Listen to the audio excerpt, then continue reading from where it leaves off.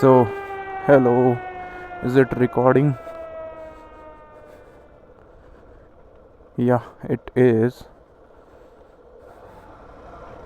Or I don't know how the sound quality is,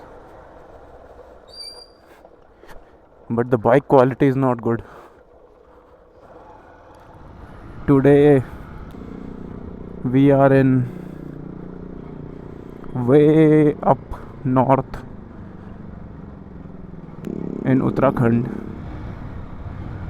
and just I noticed that this is not my Duke 390, so I was trying to upshift, and my quick shifter habits were kicking in, so I will have to take care for that too.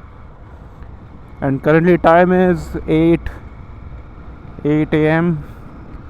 and the destination where I'm going in the mountains is 100, I think 150 kilometers away from this place.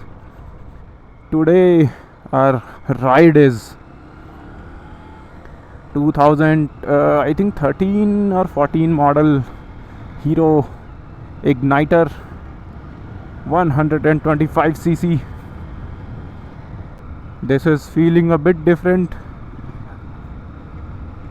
but I guess this is also fine because a ride is a ride. Wow, thank you. See, before even starting, we went into some issues. So, after a small mishap, is it recording? Yeah. After a small mishap, so my bag is filled with lychees and mangoes. So yeah, I was talking about the routes. So we can go there from two routes. One is from Dehradun, Rishikesh, Devprayag. That is the shortest. But this is the Yatra season. That Badrinath Kedarnath Yatra is going on, and that highway is jam packed with vehicles. So the other route is Dehradun, Haridwar. Then there is a place Kotdwar. That route is the will be the less crowdy one, but it will be I think 184 or 185 kilometers. And as after buying my bike, there was a philosophical shift, or what can I say, thought process shift. Now I don't know, I never feel okay riding my bike without any kind of boots. Riding boots is the preferable best, but if not, then any good leather boot with a thick sole, and then gloves, and then if it is a long ride, then to riding pants and riding jacket. But as I'm not in my home base, so I don't have my riding pants. But I when I was coming, I just grabbed my riding jacket. If anyone really looking at me, they will be thinking that, oh, the man is completely suited booted, but the machine is old. But my personal thinking is, if you call yourself a rider or a biker, then machine doesn't matter. It's about that feeling, it's about that the butterflies in your stomach, what you get when you sit on any bike, irrespective of cc's or bhp or power or anything. You have a two-wheeler with you, and then you're enjoying it. Rishikesh is 37 kilometers. So this end of this flyover is the place where I'll have to make a decision that if I'm choosing the short but traffic ridden route or long but empty route. If I would have been with my bike, then surely I would be picking the long route because the highway is good, greenery is a lot, and those extra 30-40 kilometers won't even matter. But I made my mind, I don't want to ride this bike for a long kilometers because this horse is now old, a trusted horse, everything good, but it is old now, so I'll not punish him a lot. And Rishikesh is, I think, 30 minutes from here, so 1/3 part of our journey is done.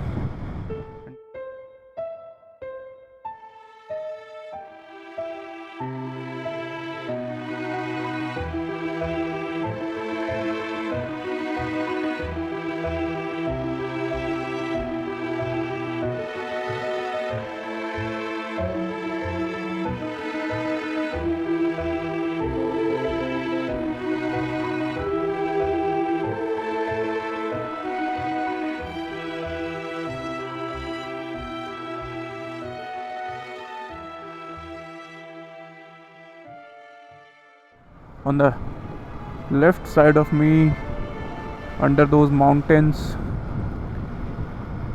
L&T is just L&T, a lot of companies like that, they are just creating those tunnels, and this whole railway line, this will be mostly be under the tunnels, and means you can see the extent how hard is it for anyone, government or anyone, to create this railway line. This traffic I was talking about, and now we are part of it. What creates traffic? We are the traffic.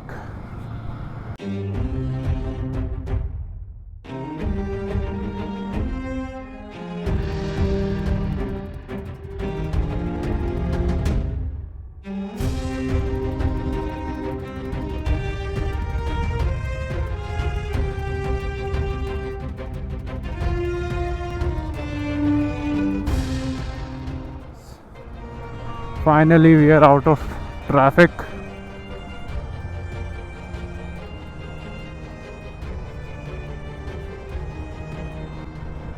Again, there is some line of traffic, and voila, people are crossing lanes, and some of the traffic is due to the people who will be doing river rafting.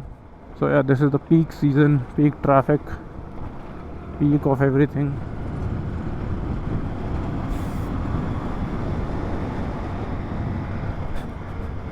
I should not attempt overtaking after this because bike is not, it is just giving up, and I cannot push it 100%. I'm not sure what will fail. And here they are checking for the Yatra registration, and we have crossed our main obstacle, that great traffic. I'll just tell you my take on riding in mountains, my do and don'ts. See, first thing is you have to be, oh my gosh, yeah, this, so first thing is never ever overtake any vehicle until you are sure that what is coming in front. Let's say this is a bend, and if I'll overtake and I'm not sure what can be in front of me, then I'm gonna die. I'm gonna hit the other thing. There can be anything. Okay, yeah, let's say this. Now the complete road is empty and the pickup is 0. Yeah, so complete road was empty. I just overtook it at that place, so that is good. Now the other thing is, never ever drive very closer to any bus or any big truck, because on the bends what they do when they cut, and they, so the rear part of those long vehicles, it comes very out of the lane what that vehicle was following. Just be aware of that too. Third thing is, never ever stand in a place like this or any place where there is a fear of landsliding or stones or anything, because even if it is not raining, there can be some wild animal like monkeys, or so they can mess some things up, and then there will be stones falling off. Never stand there. There's a good saying in the people of like mountain people. They say that the gear in which you climb the mountain will be the gear in which you will come down. So the gear should be same. Means if there was an incline where I was climbing it in second gear, then while coming down I should be in the second gear only, because then our engine controls the speed of the vehicle, and engine braking kicks in, and it is much easier to to ride your vehicle down in the decline, and your brakes will be good enough for maintaining the path and all. Again, if the camera is capturing, there is one white bridge, and after that there is one tunnel. So yeah, that is that Char Dham railway project. Yeah, riding in mountains, learning 101. So one more point I wanted to add, that you can be a very good driver in the cities and by not using horn, but in mountains horn is your best friend. Because let's say this is a bend and there's a tight bend. There are a lot different types of bend, S bend, hairpin bend and whatnot. I'm not going into the theory part, but if you will not honk, then some other moron driver who is not following the lane etiquettes can just we saw that lot of people who are not habitual to ride in mountains are overtaking on bends where they are not even sure what is there in the front. So you have to honk like this in this bend, so that the driver who is coming in front will know that someone is there and will be aware of your presence. So see, we are in mountains, still not high enough, but yeah. So we have reached Kordiala bridge or not, I don't know. There is this bridge.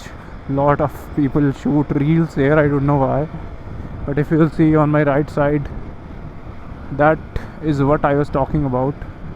And even on left too, these are very dangerous places to park your vehicle, because you don't know at what time, what day, what weather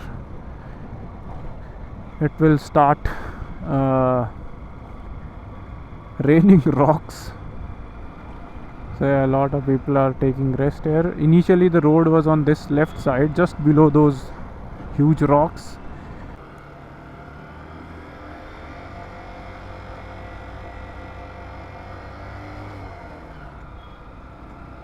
And in these conditions I'm missing my 46 bhp, this 10 bhp, and I think after this much year of use, this there will be hardly be 5 bhp remaining. This is not sufficient. So yeah,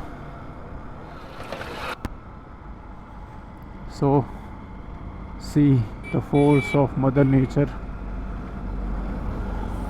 They are patching the, but see, they're patching the landslide prone area. I don't think this will last a long time, because what they are doing, they are just nailing the mountain. So they are pushing a lot of nails inside the mountain, and they are applying some cement paste or something. But if you'll see just in front, this is the famous Tota Ghati, because one contractor named Tota Ram created the road from here long back ago, 100 years maybe. So then, because it, see, if you'll see, there was only rocks, so he somehow did it. But then people say that he went into so much of debt that he just jumped from this place only, and so today this place is called Tota Ghati, and still we have to climb more.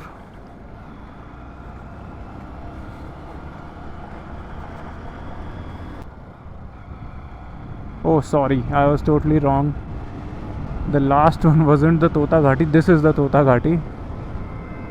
But again, the Ghati is the word to consider.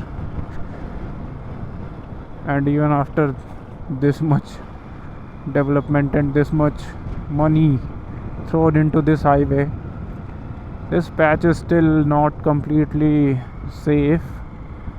So the best advice for these kind of roads is just cross that area as soon as you can. Don't stop, don't be there for clicking selfies and all. That is very unsafe. See, again one warning pic.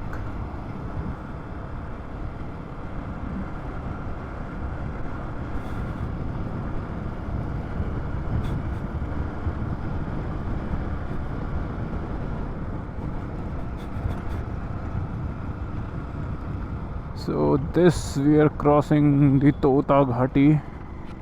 So I guess finally we climbed a lot of height.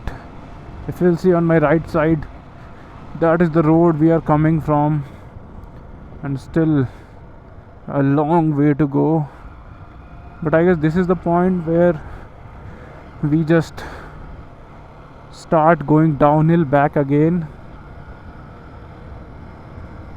So now I'll be doing engine braking, and we will go downhill till Devprayag, and we will touch Ganga again, and then I'll leave this highway and I'll ride on a secluded half lane road, not even a single lane, half lane road. My legs are hurting, so I'm keeping them on the leg guard.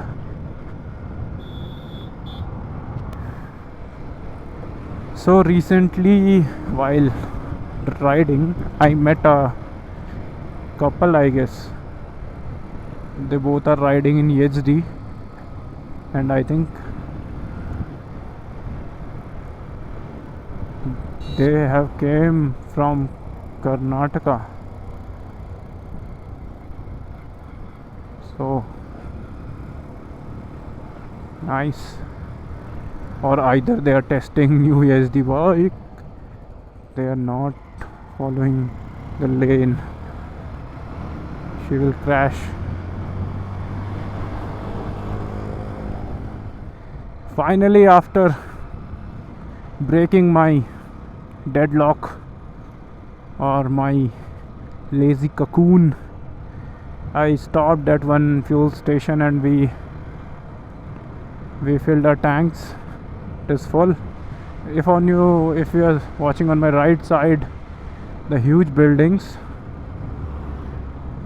these are the buildings of the Sanskrit university. What, Sanskrit General or Central Sanskrit University. So people here study Sanskrit, they talk in Sanskrit language. So yeah, it was something interesting which I haven't found anywhere else. And now we are leaving this good highway, and Devprayag is just some kilometers away. There is a Sangam. We will go on this road and then we will follow the Ganga river for some kilometers, and after that we will leave that too. But after this turn, the road will be very secluded and very dangerous, because on one side there are high mountains and on the other there is like a deep river. And nowadays in Ganga river, people are seeing crocodiles too. So risk and then risk, so double the risk. From the left side, the river is coming is Bhagirathi, and on the right it is Alaknanda, and from this point it becomes Ganga. Before it is Bhagirathi and Alaknanda. But again, the story is that the Rishi Bhagirath was there, who did ghor tapasya for many years, and then they somehow managed to appease the gods, and then the Ganga river came into earth. So, but before Devprayag it is called Bhagirathi, and after it, when two rivers they just meet, it becomes Ganga.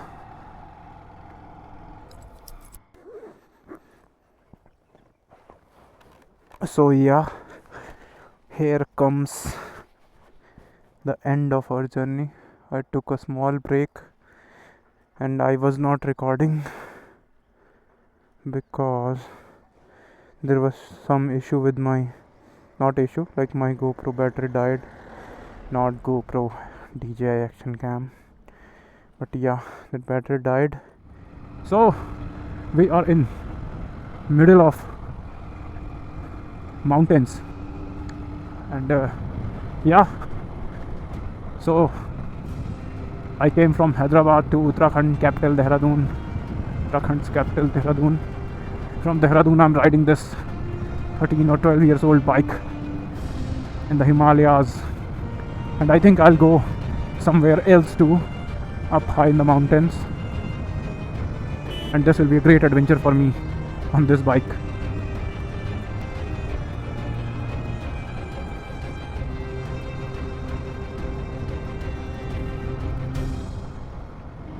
So yeah, I think in next few kilometers my reaching point will be achieved.